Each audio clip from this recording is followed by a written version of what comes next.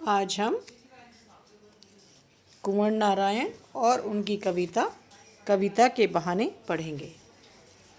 कुंवर नारायण का जन्म 19 सितंबर सन 1927 में उत्तर प्रदेश में हुआ था।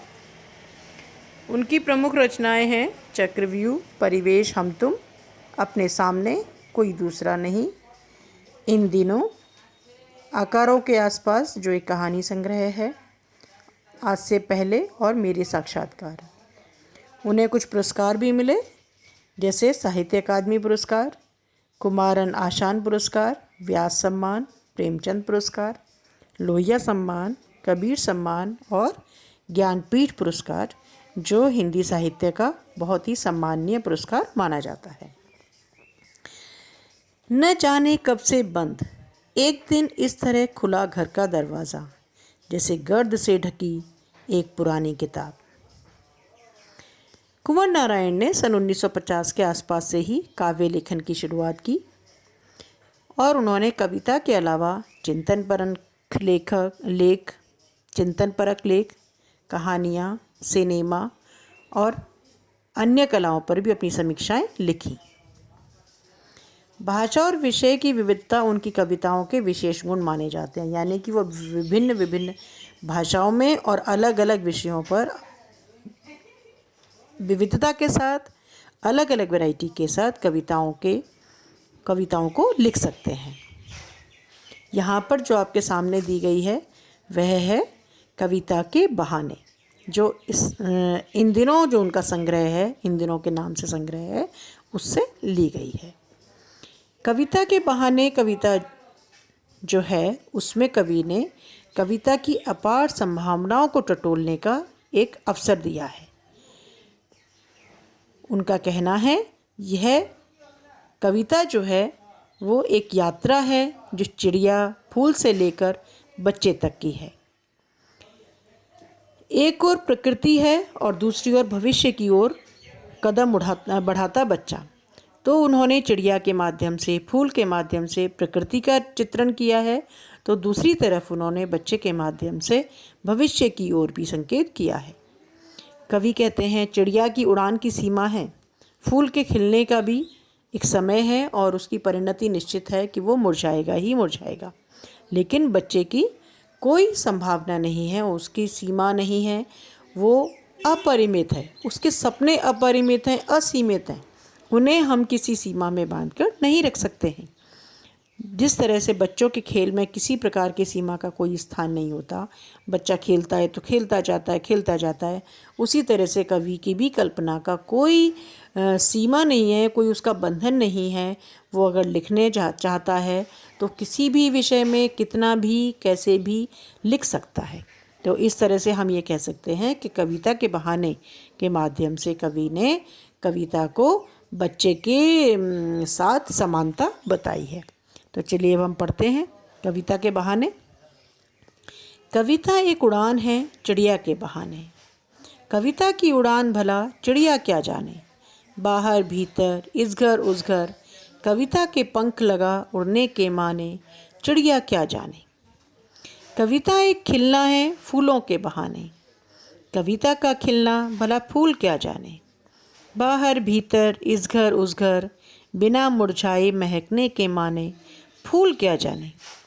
कविता ही खेल है बच्चों के बहाने, बाहर भीतर यह घर वह घर, सब घर एक एक कर देने के माने, बच्चा ही जाने। तो आइए अब हम समझते हैं इस कविता को। कविता के बहाने यानी अर्थात कविता के बहाने से, कविता के माध्यम से कवि आपको कल्पना, रचनात्मकता, सृजनात्मकता के बारे में बता रहे हैं कि जो लोग सृजन करते हैं, चाहे वे कला प्रेमी हों, चाहे वो साहित्य प्रेमी हों, चाहे वे चित्रकार हों, चाहे वो संगीतकार हों, जो लोग भी कला से जुड़े हैं, साहित्य से जुड़े हैं, जो भी अपनी कल्पना से कुछ करते हैं, वो कैसे हैं और वो कैसे काम करते हैं, उनकी क्या सीमाएं हैं, क्या उनकी परिणति है, क्या उनका अंत है। कविता एक उड़ान है चिड़िया के बहाने, तो कविता के माध्यम से कवि जिस भी सृजनात्मकता के बारे में, रचनात्मकता के बारे में बता रहे हैं, तो कवि कहते हैं कि कविता एक उड़ान है चिड़िया के बहाने। जिस प्रकार से चिड़िया उड़ती है उसी प्रकार से कवि की कल्पना भी, कवि की जो कविता है उसके भी शब्द हैं, वो कल्पना के सागर में, कल्पना के आकाश में उड़ते हैं, उसमें भी पंख लग जाते हैं। कविता की उड़ान भला चिड़िया का क्या जाने। लेकिन अगले ही पल कवि समझाते हैं कि नहीं, कविता को चिड़िया के साथ भी उसकी तुलना नहीं की जा सकती। क्यों? कविता की उड़ान भला चिड़िया क्या जाने, बाहर भीतर इस घर उस घर, कविता के पंख लगा उड़ने के माने, चिड़िया क्या जाने।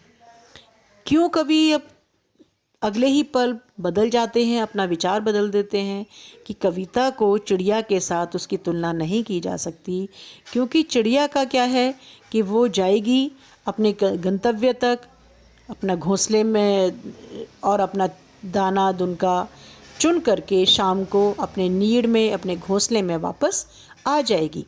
अर्थात उसकी एक सीमा है, उसके लिए एक बंधन है कि वो जाएगी, जितना चाहे उड़ेगी, लेकिन एक समय के बाद वो अपने नीड़ में, अपने घोंसले में, अपने स्थान पर वापस आ जाएगी। परंतु कवि की कल्पना, उसका कोई स्थान नहीं है, उसका कोई नीड़, कोई घोंसला नहीं है। बाहर भीतर इस घर उस घर, बाहर भीतर यानी कवि जो बाहर देखता है उसको देख करके उसके भीतर जो मन में मनोभाव उठते हैं, जो उल्लास उठती है, जो भावनाएं उठती हैं, और फिर जब उन भावनाओं को वो शब्दों से उकेरता है तो उसकी कोई सीमा नहीं रहती है। इसलिए कवि कहते हैं कविता के पंख लगा उड़ने के माने, चिड़िया क्या जाने। अर्थात कविता में जो पंख लगे होते हैं वो चिड़िया के पंख के जैसे नहीं होते हैं। चिड़िया जो है वो कवि की कल्पना को, कवि की उड़ान को नहीं समझ सकती है। अर्थात कवि की कल्पना चिड़िया की उड़ान से भी ऊपर होती है। अगला वो देखिए, कविता एक खिलना है फूलों के बहाने, कविता का खिलना भला फूल क्या जाने। बाहर भीतर इस घर उस घर, बिना मुरझाए महकने के माने, फूल क्या जाने। अब अगले प्रसंग में कवि कहते हैं कविता खिलना है फूलों के बहाने। अब कवि कविता को फूलों के साथ उसकी समानता बताते हैं कि जिस प्रकार से फूल खिलता है उसी प्रकार से कविता भी खिलती है। खिलती है मतलब जैसे जैसे वो आगे बढ़ती जाती है वो और ज़्यादा परिष्कृत, और ज़्यादा शुद्ध, और ज़्यादा सुंदर होती जाती है। और इस तरह से, जिस तरह से फूल सुंदर होता जाता है, उसमें महक आती है, उसमें सुगंध आती है, वैसे ही कविता भी अपने रस को, अपनी ओज को, अपनी वाणी को, अपने शब्दों के मेल से, अपनी भाषा से और ज़्यादा सुंदर, परिष्कृत और अच्छी होती चली जाती है। कविता एक खिलना है फूलों के बहाने, कविता का खिलना भला फूल क्या जाने। अब पिछले पद की तरह इस पद में भी कवि ने फिर कहा है कविता का खिलना भला फूल क्या जाने। फिर उन्होंने अलग कर दिया है कि कविता को फूल के साथ नहीं रखा जा सकता। क्यों? बाहर भीतर इस घर उस घर, बिना मुरझाए महकने के माने। अर्थात फूल का क्या है, फूल खिलता है और खिलता है और उसके बाद कुछ समय के बाद, एक दिन में, शाम तक, कुछ घंटों बाद वो मुरझा जाता है और उसकी सुगंध फैलती है, लेकिन कुछ समय बाद उसकी सुगंध भी ख़त्म हो जाती है। परंतु कविता का क्या है? कविता का खिलना बाहर भीतर इस घर उस घर, बिना मुरझाए महकने के माने। यानी कवि बाहर जो कुछ देखता है उससे उसके भीतर, उसके मन के हृदय में, उसके मन के भीतर जो उद्गार उससे उत्पन्न होते हैं, जो भावनाएं आती हैं, जो विचार आते हैं, जो सोच उसके सामने आती है, जिसे वो शब्दों के माध्यम से, अपनी लेखनी से अलंकृत करता है, जिसे रचता है, लिखता है, वो बिना मुरझाए महकती है। बिना मुरझाए अर्थात कवि की कविता कभी नहीं मुरझाती, वो कभी नहीं पुरानी होती। वो जब जब पढ़ी जाती है, जितनी बार पढ़ी जाती है, वो और ज़्यादा रसमय और ज़्यादा ओजमय और भी ज़्यादा अधिक सुंदर, परिष्कृत और ज़्यादा भावनात्मक हो जाती है। अर्थात उसकी सुंदरता बढ़ती ही जाती है, फूल के समान वो मुरझाती नहीं है। तो यहाँ पर कवि ने कविता को फूल से भी ऊपर रखा है। अंतिम पद है, कविता एक खेल है बच्चों के बहाने, बाहर भीतर यह घर वह घर, सब घर एक कर देने के माने, बच्चा ही जाने। अंतिम पद में कवि क्या कहते हैं, कविता एक खेल है बच्चों के बहाने। अब बच्चे क्या हैं? भविष्य का प्रतीक। बच्चे भविष्य का प्रतीक हैं, तो कवि ने कविता को भविष्य के रूप में देखा है, भविष्य के प्रतीक के रूप में देखा है। जिस प्रकार बच्चा भविष्य के लिए नित नए सपने देखता है, स्वच्छंद गति से खेल खेलता है और उसके खेलों की कोई सीमा नहीं होती, कोई अंत नहीं होता। वो स्वयं भी कितने ही खेलों की रचना कर लेता है जो उसने कहीं नहीं देखे, बस अपने मन में विचार आते हैं और वो एक नया खेल खेलना शुरू कर देता है।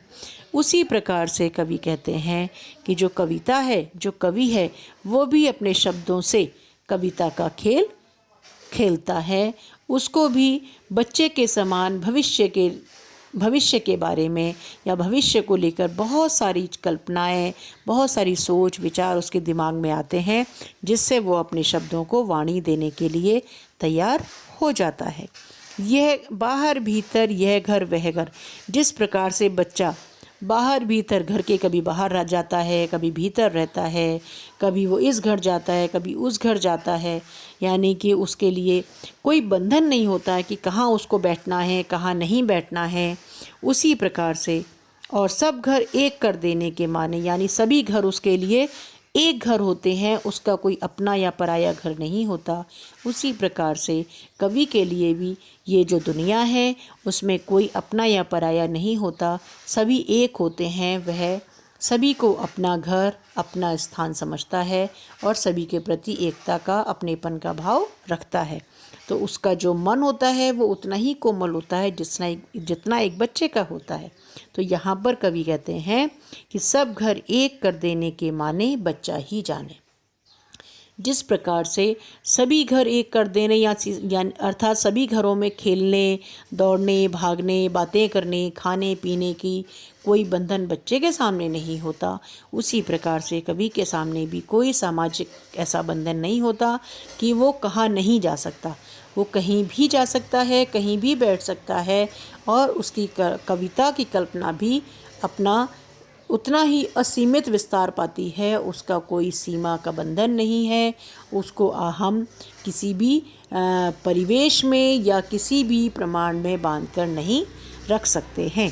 इस तरह से कवि ने कविता के बहाने के माध्यम से ये बताया है कि जो भी रचनात्मकता है, जो भी सृजनात्मकता होती है, वह एक बच्चे की भांति नित नए सपने संजोती है और आगे बढ़ती है, नित नए सपने संजोती है और आगे बढ़ती है।